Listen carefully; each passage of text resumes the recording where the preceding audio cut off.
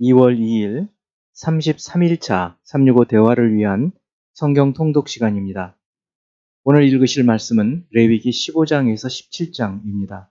깊이 몇 번씩 읽어보고 묵상하실 본문은 레위기 15장 1절에서 12절입니다. 말씀의 개요입니다. 레위기 15장은 12장에서 시작한 몸의 부정함에 대한 정결 규례를 끝맺습니다.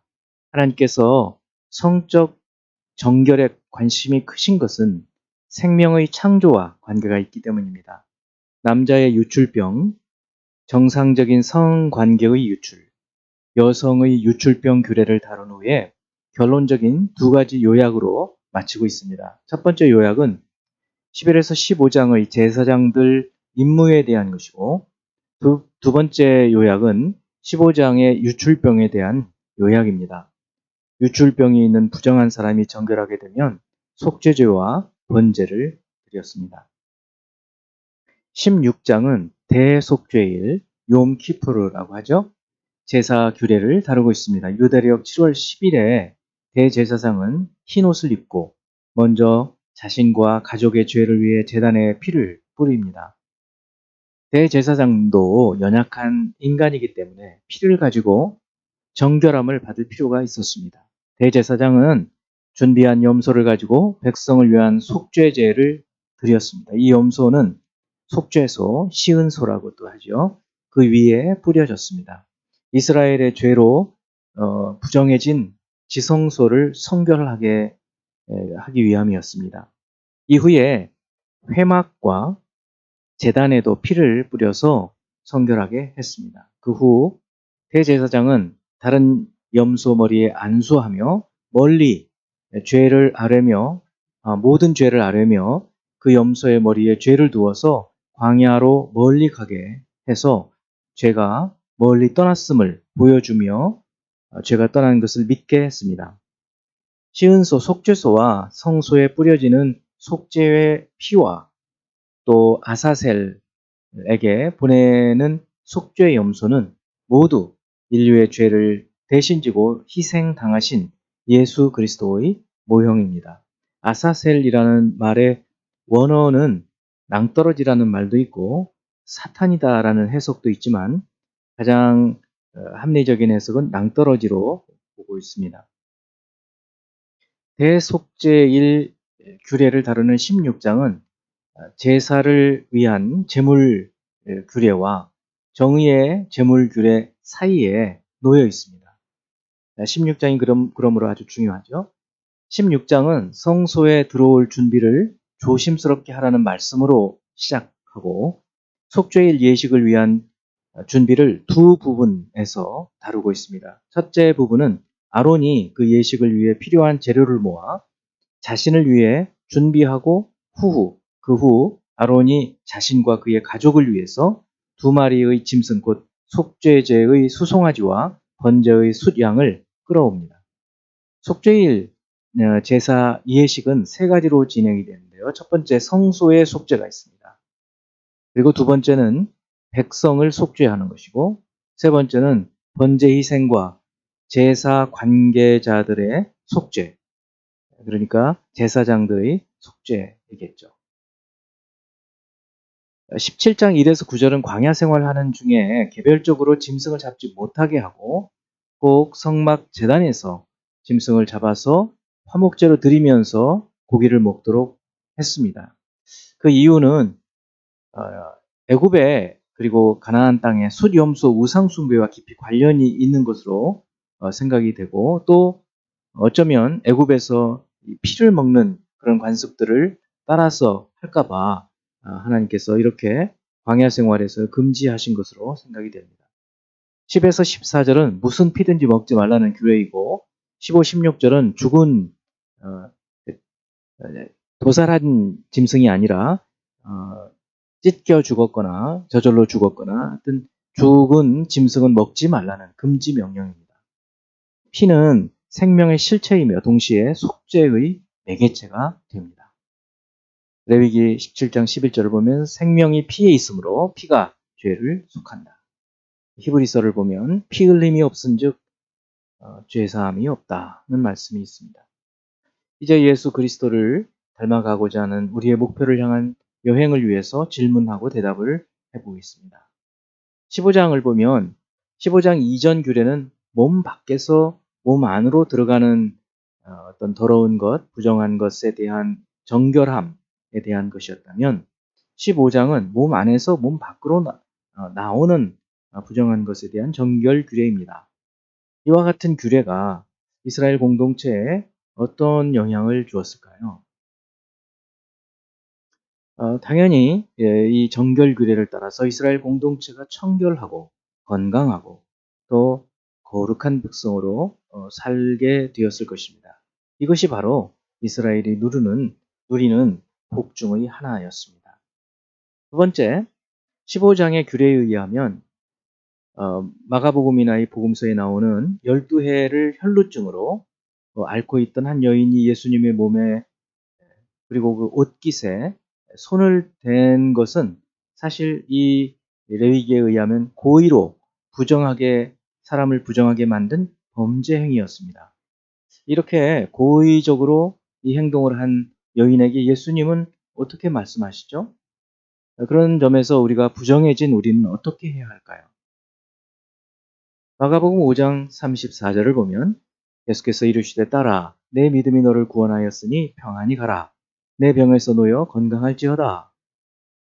이렇게 말씀하셨습니다. 부정한 자를 깨끗하게 하는 능력이 예수 그리스도께 있음을 말씀해 주시고 그 믿음으로 온 여인을 자유케 하는 것을 보실 수 있습니다. 그러므로 우리가 믿음으로 행할 때 구원이 임한다는 것을 알 수 있습니다. 세 번째, 16장의 대속죄일의 제사장 의복은 제사장 위임식 때의 옷과 달리 흰 옷을 입고 또 흰 세마포 모자, 관을 썼습니다. 제사장 위임식 때는 대단히 화려한 옷을 입었지만 속죄일 때의 옷은 흰 옷을 입었습니다. 이것은 대제사장이 평상시에 입는 화려한 의복이 아니에요. 그 이유는 무엇이라고 생각하십니까? 속죄의 날에 하나님 앞에서 거룩하고 겸손하게 죄를 회개하고 온 백성들의 죄를 속죄함 받도록 하는 것으로 우리는 볼 수 있습니다. 네 번째, 레위기 16장 16절 곧 이스라엘 자손의 부정과 그들이 범한 모든 죄로 말미암아 지성소를 위하여 속죄하고 또 그들의 부정한 중에 있는 회막을 위하여 그같이 할 것이요. 이 대속죄일 예식의 전체 과정이 어떻게 이루어지고 또 대속죄일에 정결하게 하는 것은 무엇일까요? 대속죄일에는 지성소, 성소와 회막을 정결하게 했습니다.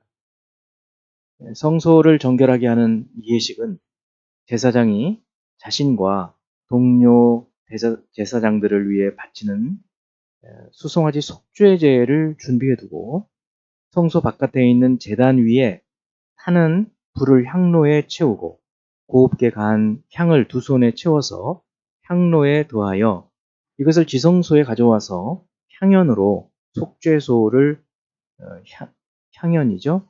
향연으로 속죄소를 가리는 것으로 시작을 합니다. 이렇게 자욱한 연기가 속죄소와 지성소를 덮을 때 자신을 위해 준비한 수송아지 피로 속죄제를 드립니다. 다음으로 백성들이 가져온 수염소 피를 속죄소 위와 앞에 뿌립니다. 이와 같이 수송아지와 염소의 피로 제단을 성결하게 하고 살아있는 아사셀 염소를 드렸습니다. 다섯 번째, 시은소, 속죄소와 성소에 뿌려지는 속죄의 피, 아사셀에게 보내는 속죄 염소는 모두 인류의 죄를 지시고 대신 희생당하신 예수 그리스도의 모형입니다. 예수께서는 어떤 성소에 들어가셨나요? 또 17장에서 왜 무슨 피든지 먹지 말라고 엄격한 명령을 내리실까요? 첫 번째, 예수 그리스도께서는 히브리서 9장 11, 12절 그리고 24절에서 볼 때 손으로 짓지 않은 이 창조에 속하지 않은 더 크고 온전한 하늘의 장막에 그의 피로 깨끗하게 하시고 들어가셨습니다. 피를 먹지 말라는 엄격한 명령을 내리시는 것은 육체의 생명이 피에 있기 때문에 피를 통해 또 피를 통해 죄를 속하기 때문입니다. 피는 식용이 아닙니다. 속죄 기능을 위해서 속죄를 위해서 피를 사용했던 것입니다. 그것을 아주 명확히 엄격한 명령으로 내리고 있습니다. 이제 한 구절의 말씀을 묵상하면서 교훈으로 삼고 기도하는 시간을 갖습니다. 레위기 17장 11절 육체의 생명은 피에 있음이라. 내가 이 피를 너희에게 주어 제단에 뿌려 너희의 생명을 위하여 속죄하게 하였나니 생명이 피에 있으므로 피가 죄를 속하느니라. 우리의 죄를 속하는 것은 생명으로 생명을 바꾸는 것입니다.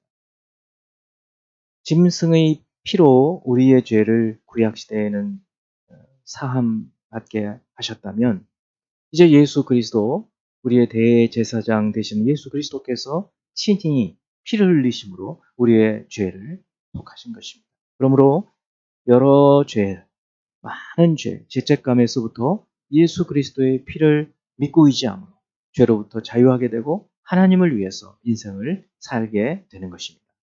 기도하는 시간을 갖습니다.